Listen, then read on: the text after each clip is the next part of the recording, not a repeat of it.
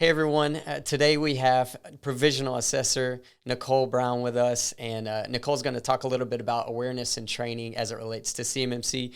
Nicole, would you mind introducing yourself to everyone? Hi, everyone. My name is Nicole Brown, and I am one of the newest CMMC provisional assessors, and I'm the principal security analyst at Carter Enterprise Solutions, LLC. And we are also recently acknowledged as a registered practitioner organization. So we are all ready and geared up to help you guys implement CMMC. Fantastic. Yeah, thank you, Nicole. Thanks for joining us today. And Nicole has a lot of experience with training and awareness and training, and obviously with CMMC awareness and training, specifically 2.057. We're talking about ensuring personnel are trained to carry out their assigned information security related duties and responsibilities. So a bit of a mouthful, but Nicole, would you just elaborate a little bit on 2.057 for us? How have you seen organizations succeed in this, or how might you see them succeed in the future?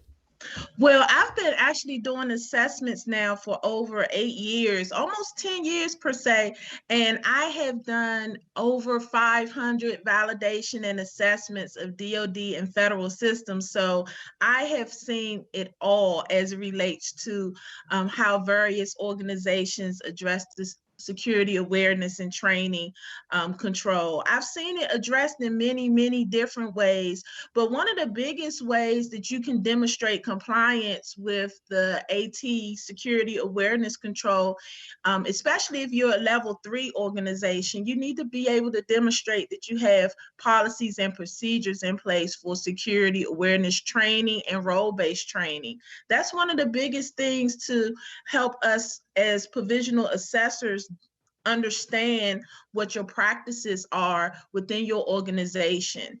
And then as an assessor, we go on to make sure that you are able to demonstrate that compliance. And so typically when I come in and do an assessment, I'm looking for training records, I'm looking for approved policies and procedures.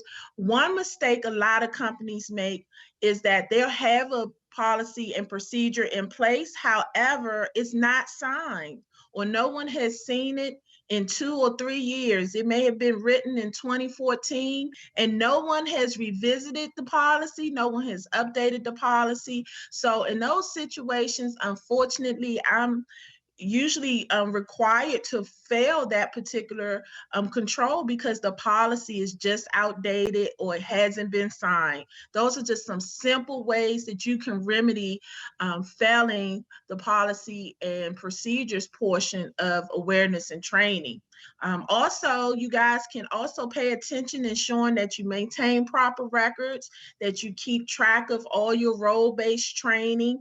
As you know, since we are supporting the Department of Defense, we all must ensure, especially in the security arena, that we have certain certifications and we're doing our annual training. So these are things you need to keep track of: certificates of completion, training records, making sure that those systems that DoD uses is keeping track of the records for the different individuals within your organization. So there are many ways that you can remedy and demonstrate to an assessor that you are compliant with awareness and training. So it isn't a complicated section, but it's an area that people tend to ignore, and it's an easy fix. Easy fix for any organization to remedy awareness training. That's right. And, CMMC is all about defining and understanding, right? So you can't just implement something and then say hands off. You have to complete both sections, right? You've got to have the training and the implementation. And like you said, one of the easier things to maintain, but it does require effort, right? Yes, it does require a lot of effort on this end, because most organizations, that primes and subcontractors and different organizations that support DoD contracts, they have not really been required to address these concerns. So it may be something new to them. So we just have to make sure that everyone is aware and educated of these things and how to make sure they are compliant and they stay compliant. Level 1 companies, they are not required to have policies and procedures, but they must have the ability to demonstrate that they have a best practices, hygiene in place, that they are actually doing these things. So if you're a level 1 company and you do not have a policy in place, that is acceptable. However, when I'm on site and I'm conducting my assessor responsibilities, I'm going to look to see, are you actually executing awareness training? So I still will be looking for those training records and those certificates of completion. Awesome. Yeah, that's fantastic. Nicole, thank you so much. Everybody, Nicole Brown, Provisional Assessor. Stay on the lookout for more videos from Summit 7 as it relates to C3POs and Provisional Assessors. So thanks, everyone. All right. Bye, guys.